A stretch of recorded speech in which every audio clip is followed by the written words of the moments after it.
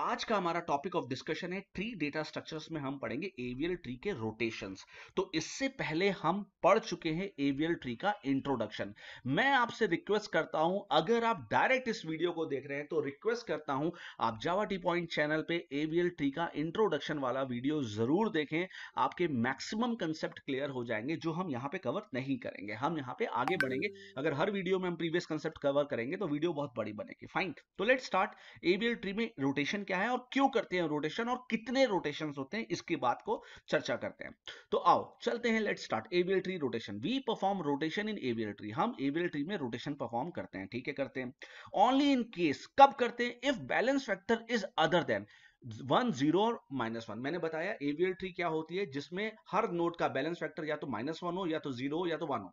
लेकिन अगर उसका बैलेंस फैक्टर, किसी भी नोड का बैलेंस फैक्टर इनके अलावा आ रहा है, तो इसका मतलब वो एवीएल ट्री नहीं है। तो हमें अब उसे एवीएल बनाने के लिए रोटेट करना पड़ेगा। क्या करना पड़ेगा? रोटेट करना पड़ेगा। देयर आर बेसिक, फिर रोटेट करेंगे तो there are basically 4 type of rotation. तो 4 तरीके के रोटेशंस है जो हम देखेंगे। सबसे पहले रोटेशन को बोलते हैं एलएल रोटेशन, या आप आरआर भी बोल सकते हो। तो पहले जो दो रोटेशन है एलएल और आरआर। तो एलएल रोटेशन क्या है कि inserted node is in the left sub tree of A. मतलब क्या कहना क्या चाह रहा है कि left inserted node is in the left sub tree of A. इसका क्या मतलब है? मान लो एक नोड ए है, मान लो एक नोड ए है, मैंने इसके लेफ्ट सब ट्री पे एक नोड डाल दी और इसके लेफ्ट सब ट्री पे एक नोड और डाल दी। तो अब एक तो इंसर्टेड नोड, देखो अब डेफिनेशन पढ़ो। इंसर्टेड नोड, इसकी बात कर रहा हूं, is in the left sub tree, हाँ लेफ्ट सब ट्री पे है, of left sub tree, of A. तो ए के लेफ्ट पे अगर हम इंसर्ट कर रहे हैं तो ये कौन सा है? LL rotation. क्यों हुआ एलएल रोटेशन? अब जरा इस नोड का बैलेंस फैक्टर निकालो। बैलेंस फैक्टर क्या होता है? Height of left minus height of right. इसकी हाइट क्या? इसका लेफ्ट में कितना जा सकते हैं? 0 1 2, तो 2 जा सकते हैं। और राइट में कितना जा सकते हैं? 0। तो बैलेंस फैक्टर कितना आ गया? 2 आ गया ना। तो ये कौन सा है? और 2 क्या होता है? -1 0 1 और के अलावा होता है। तो इसका मतलब ये ट्री बैलेंस नहीं है, इसको बैलेंस करना है। कौन सा रोटेशन लगेगा? LL rotation. क्यों? क्योंकि लेफ्ट के लेफ्ट में इंसर्शन हुआ। फाइन, मेरे ख्याल से अब आपको ये बात समझ में आ गई, तो आपको आरआर भी समझ में आ जाएगा। आरआर रोटेशन बिल्कुल इसका अपोजिट। Inserted node is in the right sub tree of A है, ठीक है। और मैंने मान लो यहाँ पे बी कर दिया और मैंने मान लो यहाँ पे सी कर दिया। अब एबीसी की वैल्यू हो सकती है उसी के अकॉर्डिंग, बीएसटी के अकॉर्डिंग। अभी मैं आपको समझाने की कोशिश कर रहा हूँ। तो अब अगर इसका बैलेंस फैक्टर निकालो तो लेफ्ट, इसके लेफ्ट में कितना है? 0। लेकिन इसके राइट में कितना है? 0 1 2। हाइट कितनी है? 2। तो 0 -2 कितना हो गया? -2।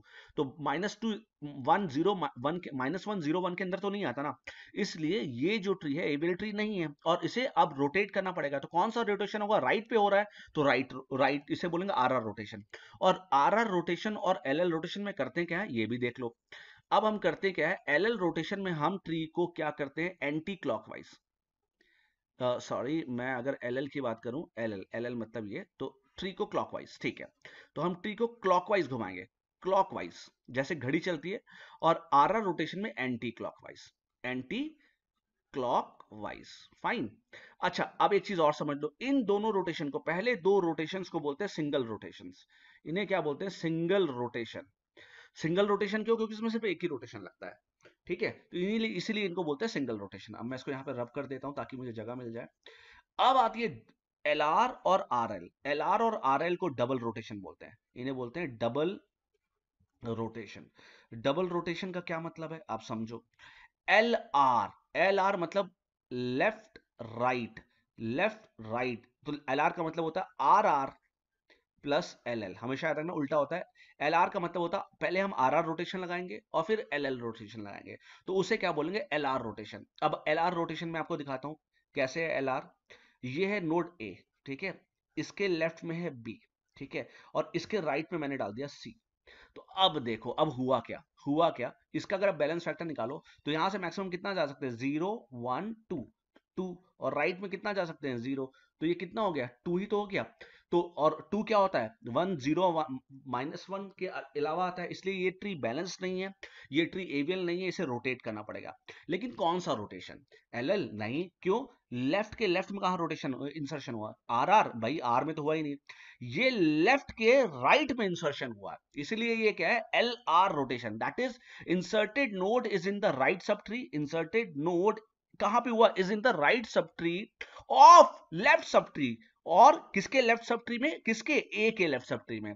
तो इंसर्टेड ये पढ़ो, inserted node is in the right sub tree. भाई ये जो इंसर्ट नोड हुई है वो कहां हुई है, ये राइट सब ट्री में तो हुई है, बी के राइट सब ट्री में हुई है, बिल्कुल ठीक है। Of left sub tree of A, और ए के लेफ्ट सब ट्री पे हुई है। तो बस ऐसे ही समझ लो कि एक लेफ्ट के राइट पे इंसर्शन होना, ऐसे दिख भी रहा है आपको, अब ज्यादा कंफ्यूज होने की जरूरत नहीं है इसमें, बहुत ज्यादा कंफ्यूजन नहीं रखो यार, ठीक है। क्या है, लेफ्ट के राइट में इंसर्शन हो रहा है, तो एलआर रोटेशन है, सिंपल सी, ठीक है।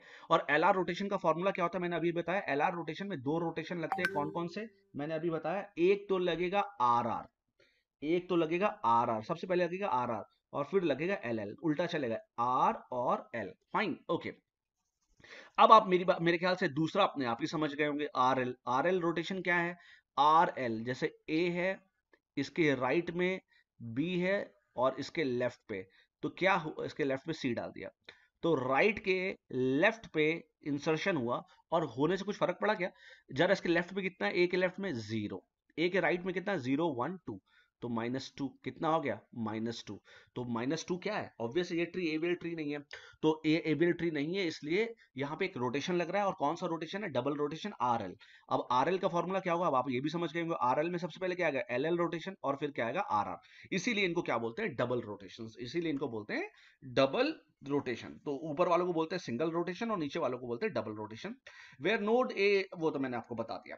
First two rotation L L and R R called single rotation, मैंने अभी अभी आपको बताया, and next two rotation are called double rotation, वो भी मैं बता चुका हूँ। For a tree to be unbalance minimum height must be at least 2, let's, तो अनबैलेंस के लिए हाइट मिनिमम कम से कम 2 होनी चाहिए, अगर अदरवाइज 1 है, 0 है और -1 है, तो वो तो ऑब्वियस है, बैलेंस्ड है, उतना तो एबीएल एक्सेप्ट कर ही रहा है ना कि वो फिर बैलेंस्ड है।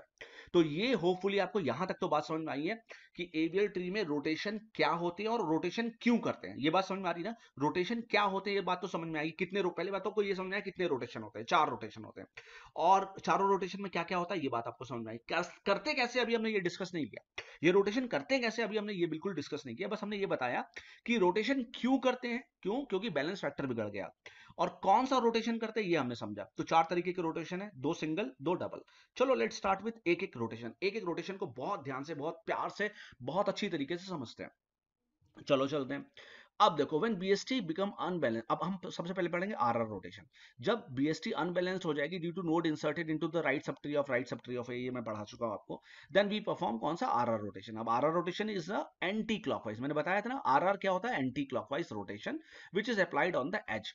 इसे एंटी क्लॉकवाइज भी बोलते हैं, और इसे लेफ्ट रोटेशन भी बोलते हैं, याद रखना, इसको एंटी क्लॉकवाइज भी बोलते हैं और इसे लेफ्ट रोटेशन भी बोलते हैं। तो लेट्स सी, देखो ए आया, ए से बड़ा बी है भाई, अब ए बी सी को आप इंक्रीजिंग ऑर्डर वाले टर्म्स में समझो, ए ए ए ए से बड़ा बी है, बी उसके राइट पे आएगा, बी से बड़ा सी है, इसके राइट पे आएगा। तो ए बी और सी आने से बी तक तो कोई फर्क नहीं पड़ा था, लेकिन जैसे ही सी आया तो इसका बैलेंस फैक्टर क्या हो जाएगा, आप मुझे बताओ। बैलेंस फैक्टर क्या होता है, लेफ्ट सब ट्री, यहाँ लेफ्ट में कितना है आप मुझे बताओ, लेफ्ट में कितना है, 0, दैट इज 0।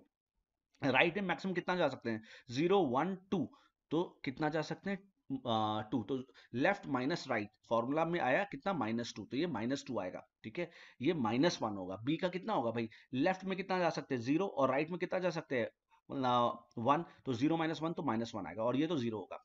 तो ऐसा जैसे ही ऐसा हुआ सी के इंसर्ट होने से, और जैसे भी आपको स्ट्रेट लाइन दिख रही है ना, राइट पे स्ट्रेट लाइन दिख रही है, तो अब आप समझ जाओ कि भाई ये आरआर रोटेशन है, राइट अनबैलेंस्ड है, तो इसको अब इसको क्या करना है, एंटी क्लॉकवाइज घुमाना है, घड़ी के विपरीत, घड़ी ऐसे अब उल्टा, घड़ी की उल्टी दिशा पे घुमाना है।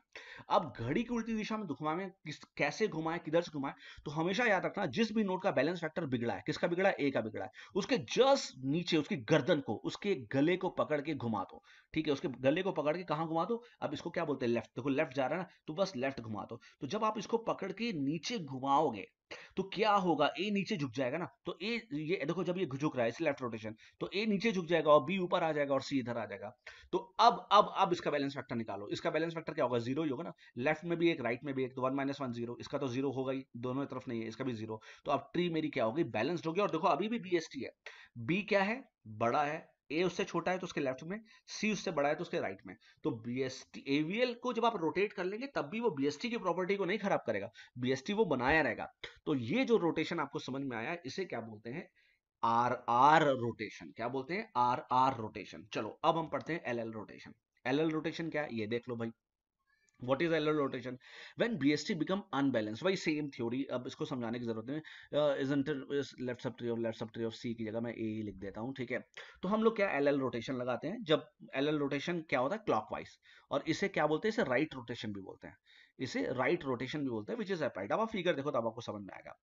अब देखो ये क्या है, सी आया, ठीक है, सी के बाद बी आया, बी उससे छोटा है उसके लेफ्ट पे आएगा, बी के बाद ए आया उसके लेफ्ट पे आएगा। तो जैसे ही ए आया तो क्या, अब बैलेंस फैक्टर निकालो, तो सी का बैलेंस फैक्टर क्या होगा, लेफ्ट, लेफ्ट में कितना जा सकते हैं, 0 1 2, तो यहां पे लिखा हमने 2, और राइट पे कितना जा सकते हैं, 0 कुछ भी नहीं, तो 2 माइनस 0 कितना होगा, 2, तो बिल्कुल सही है। इसको देखो बी का निकालो, बी के लेफ्ट में कितना जा सकते हैं, 1, और राइट में कितना जा सकते हैं, 0, तो 1 माइनस 0 कितना होगा, 1 ही तो होगा, इसलिए यहाँ पे 1 लिखा है, और ये 0।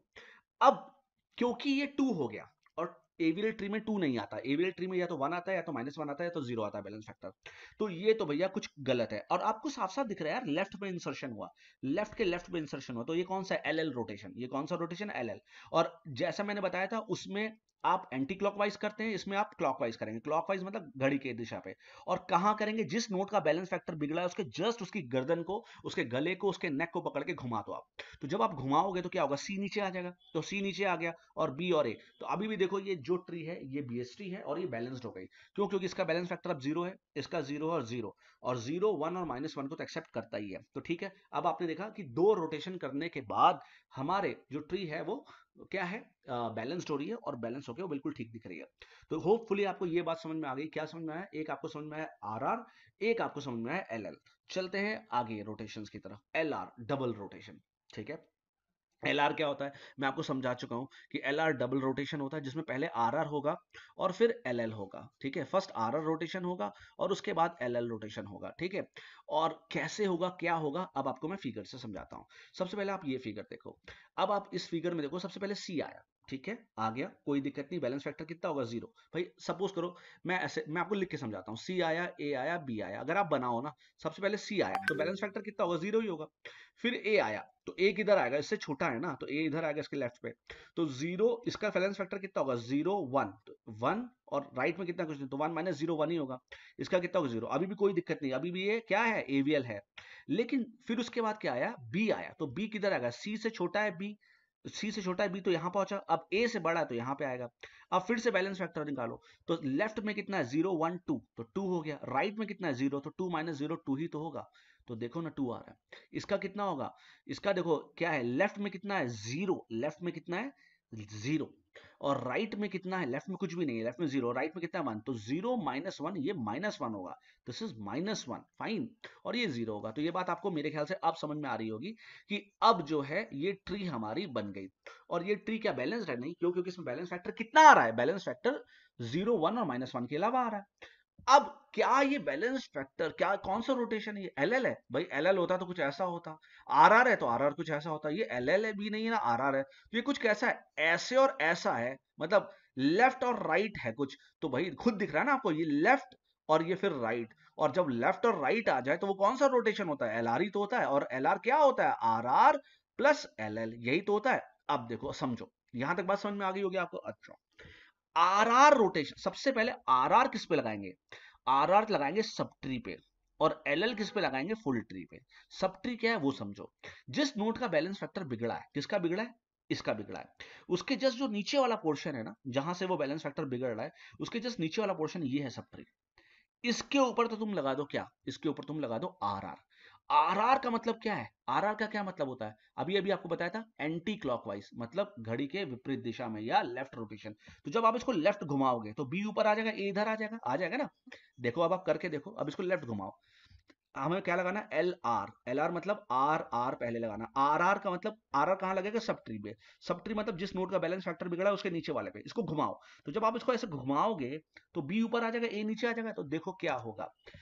अब मैं इसको घुमा रहा हूं, ठीक है, देखो इस तरीके से घुमा रहा हूं, तो जब मैं घुमा रहा हूं तो ये नीचे आ रहा है, ए ऊपर आ रहा है, तो होगा क्या, ए, ये देखो, तो इतने रोटेशन के बाद, तो ये अभी सिंगल रोटेशन हुआ, ये आर आर हुआ, तो क्या आर आर होने से अभी एल एल बचा है, तो क्या आर आर होने से मेरी ट्री बैलेंस हो गई, नहीं, बिल्कुल बैलेंस नहीं हुई, देख लो, अब बैलेंस फैक्टर फिर से निकालो चाहे तो, 0 1 2, तो ये हो गया 2, और इधर कितना है, 0, तो 2 माइनस 0 2 ही तो होगा, इसका 1 होगा, तो अभी भी 2 आ रहा है, तो ये अभी भी बैलेंस नहीं है, अभी क्या बच गया, एक एल एल बच गया।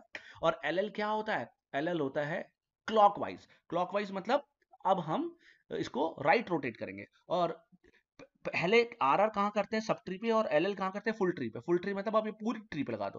तो जब पूरी ट्री है तो मतलब उसकी गर्दन पे लगा दो। तो गर्दन पे जब आप इसको लगाओगे, ऐसे घुमाओगे, तो देखो जब आप इसको घुमाओगे तो दिख रहा है आपको फिगर पे, तो फाइनल आपका स्ट्रक्चर क्या आएगा, ए, ये देखो। तो अब ये स्ट्रक्चर आएगा बी ए सी, देखा आपने। तो यहां से हम सीधे यहां पहुंचे, लेकिन एक रोटेशन पे नहीं पहुंचे, दो रोटेशन पे पहुंचे, इसलिए इसका नाम क्या है। और बिल्कुल भी घबराने की जरूरत नहीं है। अगर आपको अभी थोड़ा सा भी कंफ्यूजन है तो आप मेरी आगे आने वाली वीडियोस देखिएगा, जो मैं एक क्वेश्चन कराऊंगा और उस क्वेश्चन में सारे के सारे रोटेशन लगेंगे, L R, R R, L L, सारे रोटेशन लगेंगे, तो आपको समझ में आ जाएगा। तो मेरी इसके बाद वाली वीडियो जिसमें मैं एक क्वेश्चन सॉल्व कराऊंगा, इंसर्शन कराऊंगा एवीएल ट्री पे, उसको जरूर देख लीजिएगा। फाइन, तो ये हो गया आपका एल आर रोटेशन। अच्छा भाई, अब हम लोग क्या पढ़ेंगे, आर एल रोटेशन। अब मेरे ख्याल से अगर आपको एल आर समझ में आया है तो आर एल भी समझ में आ जाना चाहिए।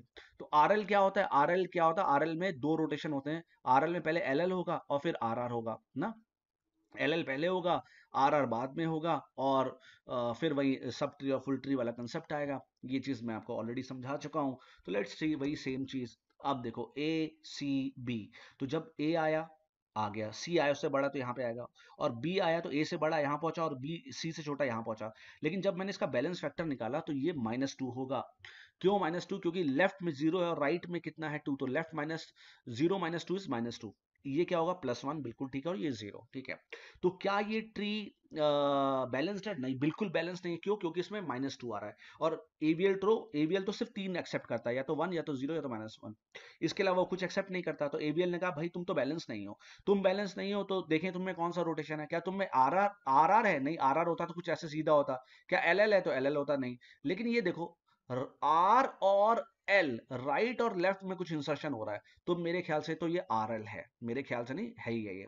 और आर एल में सबसे पहले उल्टा चलेगा, एल एल पहले होगा और आर आर होगा। एल एल किस पे लगेगा, मैंने बताया था सब ट्री पे, पहले वाला सब ट्री पे, और ये किस पे लगेगा, फुल ट्री पे, ठीक है।